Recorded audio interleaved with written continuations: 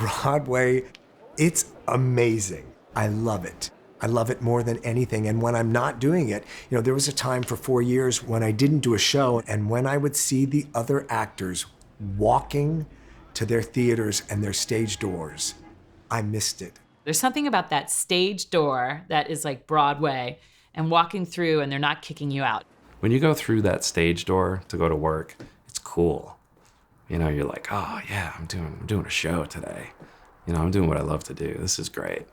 My first Broadway show, I was 9. It was a show called Teddy and Alice. I knew being on Broadway was huge.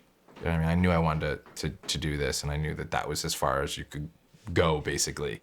So yeah, it was awesome. It still is, though. That's the thing. 30 years later, it still is. Coming to work every day at a Broadway show, you are surrounded by people who are extraordinarily talented, but they're just normal, everyday, hardworking people. Hi, Bryce. Hey.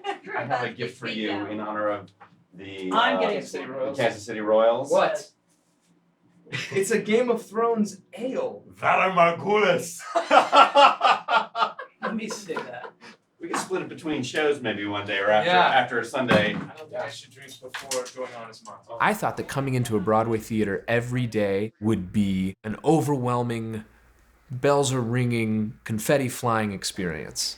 But when people hear the reality of it, I hate to, I don't want to say tarnish, because we're not tarnishing anything, but the reality is it's work. It's a job. I'm doing it to get my healthcare benefits. I'm doing it for my 401k and my pension, just like everybody else is doing their jobs. So often in Q&As, people ask, like, how do you guys do this every night? Like, how do you do the same show? How do you get the energy up to do this? And I'm like, they pay us. They pay me for a service, and I have to provide that service every night. The question is, how do you go out there and maintain the stamina? I did 2,197 performances of the Rum Tum Tugger. And when I go out there, I really honestly think that I am aware that it is somebody's first time that they are ever seeing a Broadway show. I have a responsibility towards them. Oh, this is cool. Look at this. A Little Mermaid playbill. Dear Norm, I hope all is well with you. My name is Nick, and I'm a fan. You are amazing. Please autograph the enclosed playbill. I love when they do this. I love when they take us back in time.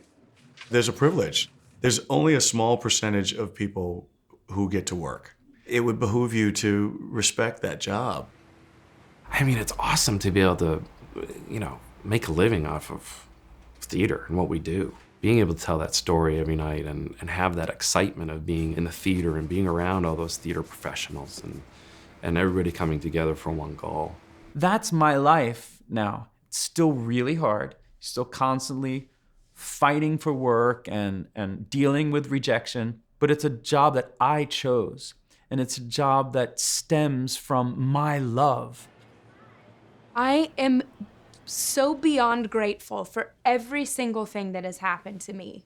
Good, bad, painful, ugly, gorgeous, every single moment, because I can look back and connect the dots. I have a little sort of meditation moment to sort of center myself before the show starts. And I always just give thanks and think about 17-year-old me and what I wanted to do with my life. I just try to connect back with that girl who would be like, oh my God, you get to do this every night, would be dying. It's sort of try to bring that with me on stage and realize how lucky we all are to be able to do this for a living. When you're in a Broadway show, you're on Broadway. It's not just you in this show, it's you and a lot of people in a lot of shows. It's very special.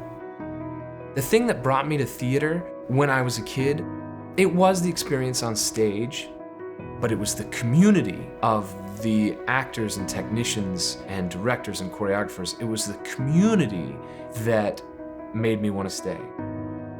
I love being part of the Broadway community. There's all these wonderful things that we get to do. There's Broadway Cares. It's a wonderful organization that helps out a lot of people. Broadway Cares Equity Fights AIDS has an enviable and well-deserved reputation of producing extraordinary fundraising events. A flea market, it feels like Broadway's community picnic. What's the great thing about the flea market and about a lot of the Broadway Cares events is that you get to meet your fans, the people that actually support Broadway and care about it. They're thrilled to be able to interact with people that they admire. It's a great way to sort of spread the word of Broadway because all of these people now feel like they know you. They're part of the Broadway community, which is true because we wouldn't have a Broadway if there were no fans. I grew up admiring like all of these people. I was the 15-year-old kid obsessed with the cast recording on my bedroom floor. Now they're contemporaries, now we're friends. It is time for Ariel's costume. That costume belonged to Sierra Madras as well, the original Little Mermaid. When I walked into the room on my first day of rehearsal for The Little Mermaid, one of the first people I see is Sherry Renee Scott, who's playing Ursula. And she's one of the people that made me know that I love musical theater. You don't know that that 12-year-old who's buying your program, maybe someday they'll grow up and they'll be in your show with you.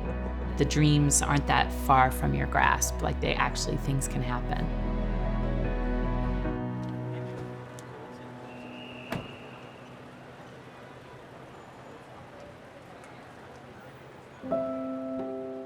What I would love to be remembered for as an artist was someone that was very professional. Always gave their best. And was passionate about it. Dedicated.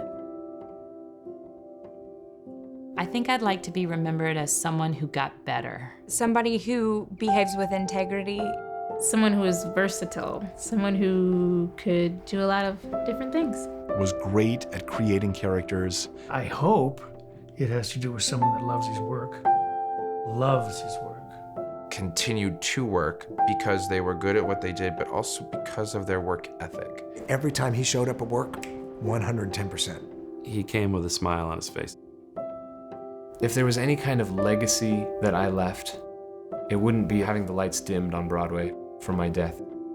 If there was anything that I could leave behind, I would want to be known as the guy that people liked working with. There's some people in this industry that as soon as you say their names, they go, oh man, he's so great to work with. He's just because he's so full of love. That's the person I want to be. That's the legacy I'd like to leave behind.